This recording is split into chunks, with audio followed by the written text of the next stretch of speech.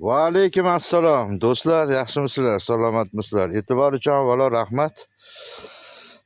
Xullas, mana bu Silkadagi zavodlarni hammasini dastgohlarini O'zbekistonda 25 yil, 30 yildan beri ishlab chiqarib, butun respublika bo'ylab zavodlarni qo'yib, ishga solib, yurgizib, minglab odamlarni shu yerda ishlatyapmiz. Bu dastgohlarni hammasini shu oddiy truba, prut, list materiallardan sekin asta biz yasaymiz. Kim qanday mahsulot ishlab chiqarishini kelib aytsa, o'shani zavodini biz listlardan tayyorlab, dastgohlarni ishga solib, yurgizib, olib borib o'rnatib beradigan respublikamizdagi yagona korxonamiz.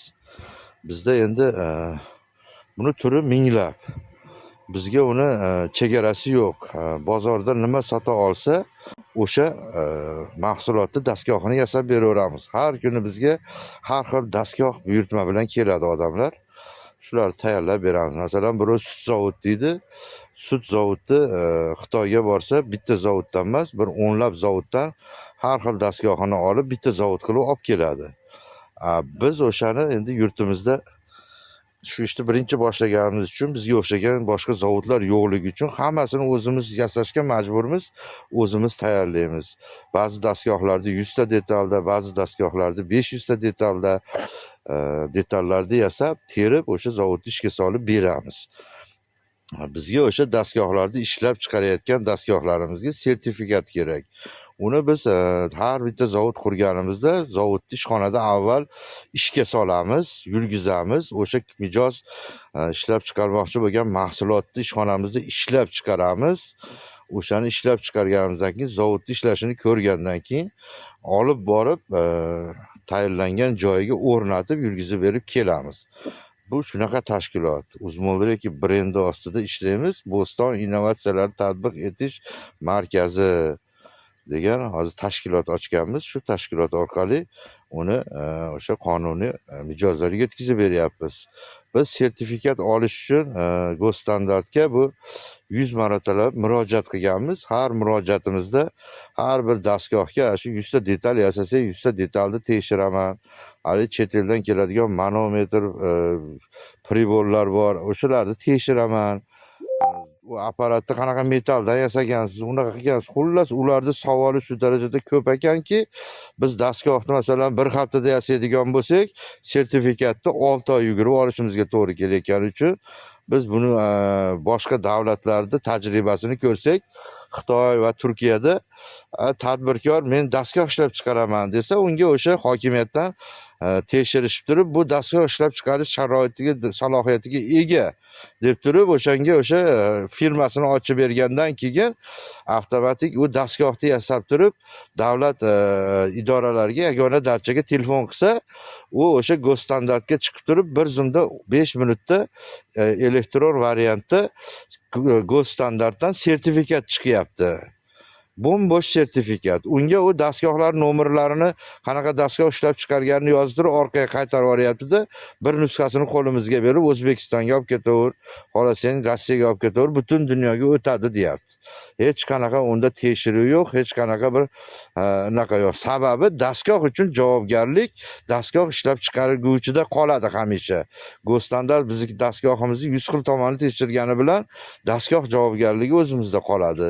Javobgarlik o'zimizdan bo'lgandan keyin go'st talablariga 100% javob beradigan dastgoh yasaymiz hamisha biz. Shuning uchun chet el tadbirkorlarga o'xshab bizni ham qiynamay, 400 ta detalda yasagan bo'lsa, 400 xil detalini tekshiraman, ko'raman demay, o'shani davlat endi bizga ishonch bildirsin. Go'standart biz bilan hamkorlikda ishlaydi. Biz ming xil narsa chiqarsak, ming xil narsani sertifikatini olamiz, go'standartda umrimiz o'tib ketadi. Unaqada bu kasb umuman rivojlanmaydi. Yoki biz zavod quraylik, qurgan zavodimizni o'sha kuni go'standarti bo'pti chaqiraylik, kelib ishlayotgan holatda dastgohlarni ko'rsin, ustida sertifikatni yozib berib ketsin.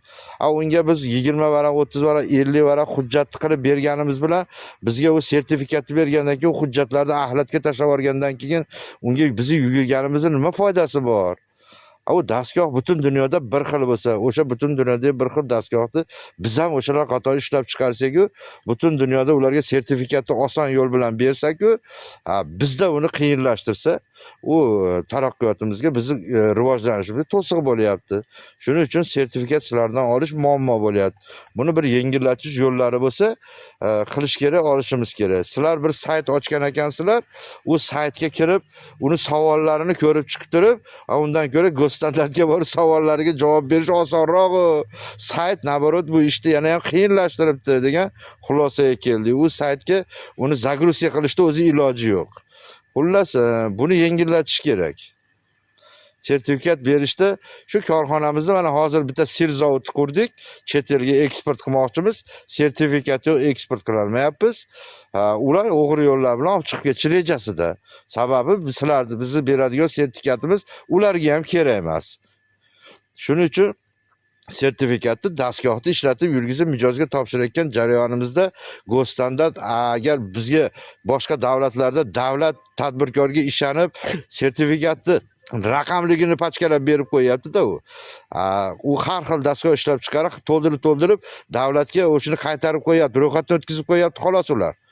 Bizda ham shu tartibda qo'llash kerak dedik. Uni bunaqa addelda tekshiramiz, bunaqa addelda ko'rish kerak.